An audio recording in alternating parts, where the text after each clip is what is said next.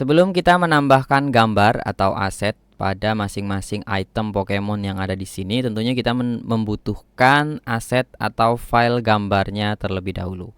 Jika teman-teman menonton video ini dari YouTube, jadi coba cek link deskripsi, mungkin bisa diarahkan ke file yang dibutuhkan. Terus kemudian kalau teman-teman dari Google Drive, mungkin bisa cek folder aset. Jadi teman-teman akan mendapatkan data gambar seperti ini. Tapi sekali lagi, ini video cuma untuk contoh saja ya. Jika teman-teman memang mau membuat untuk sebuah proyek komersil, maka seharusnya teman-teman tidak perlu menggunakan aset ini, karena seharusnya ini file gambarnya kena copyright ya. Jadi teman-teman tidak bisa sembarangan melakukan atau menggunakan proyek untuk komersil menggunakan gambar-gambar ini. Jadi mungkin itu disclaimer dari saya yang perlu saya sampaikan. Oke, yang pertama untuk menambahkan gambar di project Flutter, kita masuk ke My Pokemon. Nah, My Pokemon di sini kan adalah folder dari project ini. Terus kemudian kita klik kanan, terus kita tambahkan new.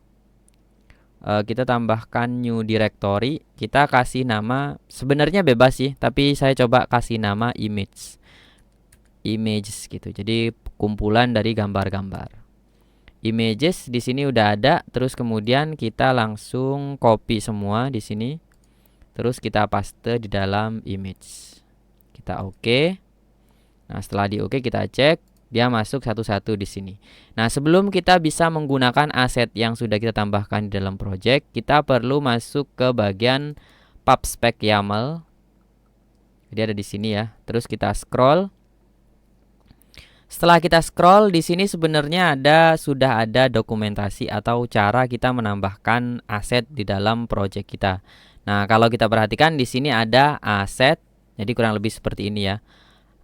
Aset, terus di dalamnya ada image, sama seperti nama folder yang kita tambahkan barusan. Terus kemudian nama filenya apa gitu. Jadi kalau kita copy lagi, kita taruh di bawah, biar nggak menghapus dokumentasinya ya. Terus kita buka, ini kan komentar, kita buka. Nah, dia akan masuk seperti itu. Tapi sepertinya ini harusnya satu baris sama ini ya. Harusnya lurus sama use material. Terus ya harus lurus sama ini sih. Jadi mungkin kita bisa shift tab. Nah, biar dia masuk sini. Coba lagi.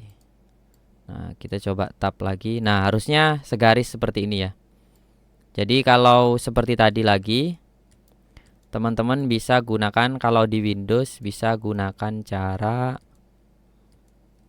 gunakan seperti ini. Buka dulu, terus shift tab 2 kali biar mentok dulu, terus di tab lagi tanpa shift.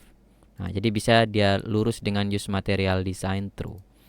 Nah, terus kemudian kalau kita menggunakan cara seperti ini, image .bur di sini ya, dan sebagainya, kita perlu menambahkan asetnya satu-satu. Tapi jika teman-teman mau menggunakan seluruh file yang ada di dalam image, maka teman-teman tidak perlu menuliskan nama file name-nya.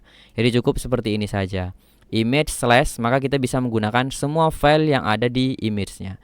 Jadi kalau mungkin apa bedanya kita menggunakan langsung nama foldernya atau nama file name-nya, mungkin dari segi kecepatan load project seharusnya ya. Jadi kalau kita menggunakan seperti ini, resikonya adalah semua file dipakai atau tidak dipakai yang ada di sini akan dibaca oleh project. Tapi kalau kita menuliskannya satu-satu, file name yang kita gunakan, maka file name yang tidak tertera dia nggak akan dibaca dalam proses build project ini. Jadi kurang lebih mungkin pro cons-nya seperti itu, tapi mungkin kalau cuman aset seperti ini tidak terlalu memberatkan, jadi ya bisa langsung menggunakan image / seperti itu saja ya. Jadi kurang lebih seperti ini. Kalau kita sudah menambahkan aset seperti ini, harusnya kita sudah bisa menggunakan gambar-gambar ini dalam project aplikasi kita.